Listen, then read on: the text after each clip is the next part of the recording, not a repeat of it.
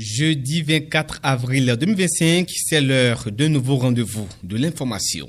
Ce 24 avril 2025, la salle de conférence de Semola dans la ville de Boïcon a servi de cadre au lancement du projet de lutte contre les maladies tropicales négligées à manifestation cutanée, combiné à un ambitieux programme de réinsertion socio-économique des personnes affectées dans les communes de Zakota et Zobodomé. Reportage Jean-Théophile Oti, Roland Agué. Bonne nouvelle pour les communes de Zobodomé et Zakota. Ce jeudi 24 avril 2025, un nouveau projet vient d'être lancé pour lutter contre les maladies tropicales négligées à manifestation cutanée. Ce projet, porté par Caritas Abomey avec l'appui d'Anesvad, vise à contribuer à l'éradication des MTN cutanés et à l'amélioration des conditions de vie des personnes touchées à travers des actions sur les plans sanitaires, économiques, sociaux, culturels et environnementaux. Ce projet que nous lançons aujourd'hui au profit des communes de Zakota et de Zobodomé témoigne de l'engagement humain, social et spirituel de l'Église en faveur de nos frères et sœurs, souvent oubliés, stigmatisés, marginalisés à cause des maladies tropicales négligées telles que les filarioses, l'onchocercose, la gale, l'ulcère de Burley et bien d'autres. Je tiens ici à exprimer ma profonde gratitude à la Fondation Anesvad pour sa confiance et pour la qualité du partenariat fraternel et engagé qu'elle entretient avec Caritas Abomey.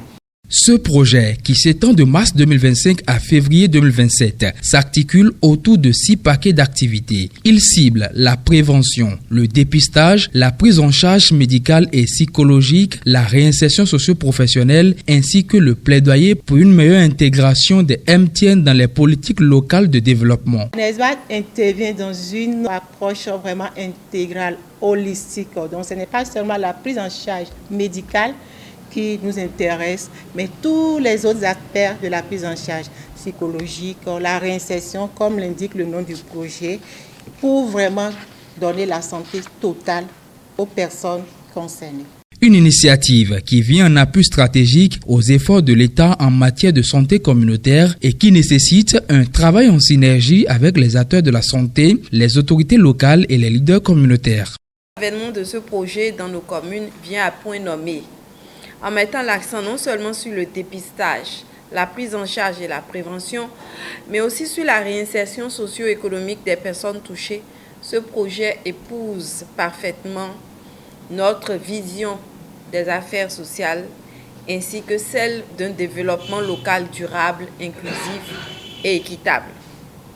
Je voudrais donc à cette occasion lancer un appel fort à toutes les parties prenantes, les agents de santé, les leaders communautaires, les organisations de la société civile, les enseignants, les jeunes et les femmes, en leur demandant de s'approprier ce projet.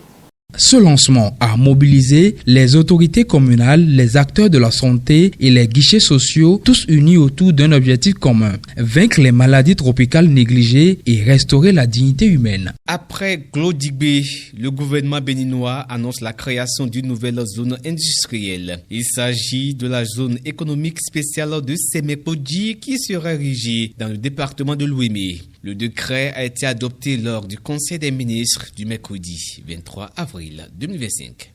C'est l'une des décisions prises ce mercredi 23 avril 2025 en Conseil des ministres. Le gouvernement, en optant pour la création de cette deuxième zone économique spéciale, a autorisé la prise de participation de l'État dans la société de gestion de la zone économique spéciale. Cette seconde zone économique spéciale vient s'ajouter à la première qui s'étend sur une superficie de 250 km². En plus des 2 zones franches économiques de Sémékodji, la zone industrielle de Glodigbe, qui est un hub industriel en construction, suscite l'admiration de personnalités et décideurs en Afrique et dans le monde. En créant cette seconde zone économique à Sémékodji, l'exécutif béninois manifeste son engagement à hisser le Bénin au rang de pays industrialisée. Dernière attaque terroriste au nord du Bénin, la communauté économique des États de l'Afrique de l'Ouest, CEDEAO, condamne avec la plus grande fermeté cet acte barbare et lâche qui vise une fois de plus à semer la terreur et à déstabiliser les États membres. L'organisation intergouvernementale l'a fait savoir par un communiqué. La CEDEAO apporte son soutien indéfectible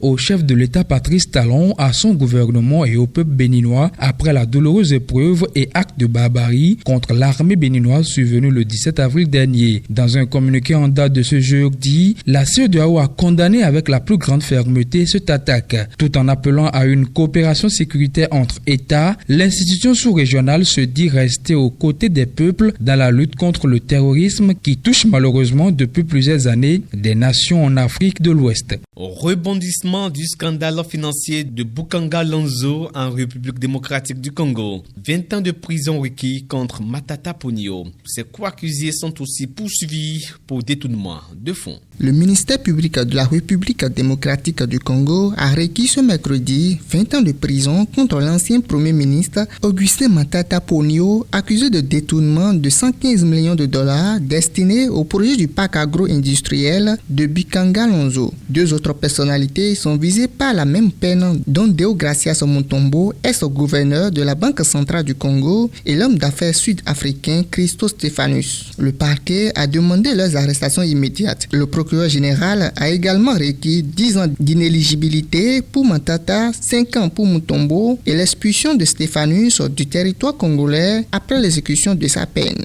Attaque au couteau ce jeudi dans un lycée à Nantes, en France. Une élève n'en sortira pas vivante. Un important dispositif sécuritaire est mis sur place pour assurer la sérénité aux abords du lycée. Retour sur les circonstances de ce drame. L'attaque a fait 4 victimes, dont une élève qui décède des suites de ses blessures. 2 autres sont en état grave et une 4e personne a été plus légèrement blessée. Le suspect, âgé de 15 ans, aurait quitté sa salle pour se rendre dans une autre salle où il aurait porté les premiers coups avant de s'en prendre à d'autres élèves dans les couloirs. D'après les premiers éléments de l'enquête, un différent personnel pourrait être à l'origine de l'agression, mais les motivations exactes restent à éclaircir. L'assaillant a été maîtrisé par les enseignants avant l'arrivée de la police. Un important dispositif de sécurité a été déployé aux abords de l'établissement et une cellule médico-psychologique a été immédiatement activée pour soutenir élèves et personnel, tous profondément choqués par la violence de l'acte.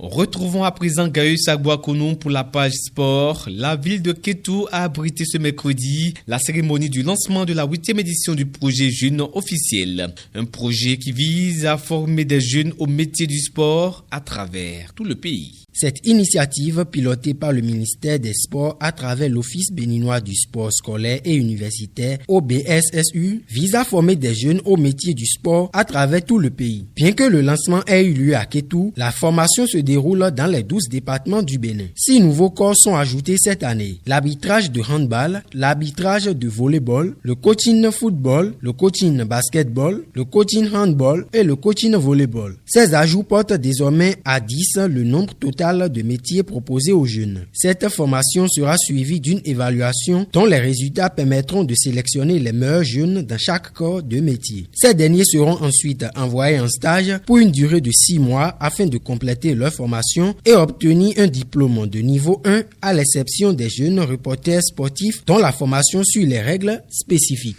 IHF Trophy Abidjan 2025, les Amazones du Bénin des moins de 18 ans remportent la médaille de bronze. Elles finissent meilleure 3e après avoir écarté le Burkina Faso. Elles n'étaient pas favorites, mais elles ont gagné en héroïne. Les Amazones U18 ont arraché la médaille de bronze face au Burkina Faso 36-36, puis 40-39 au jet de 7 mètres lors du IHF Trophy Abidjan 2025. Entre arrêts clés de leurs gardiennes et les attaques parfaites orchestrées, ces jeunes Amazones ont prouvé que leur formation béninoise a de quoi se briller sur la scène africaine. Merci à vous Gaius pour cette page des sports et c'est avec vous d'ailleurs que nous refermons ce rendez-vous de l'information. Et merci à tous pour l'attention.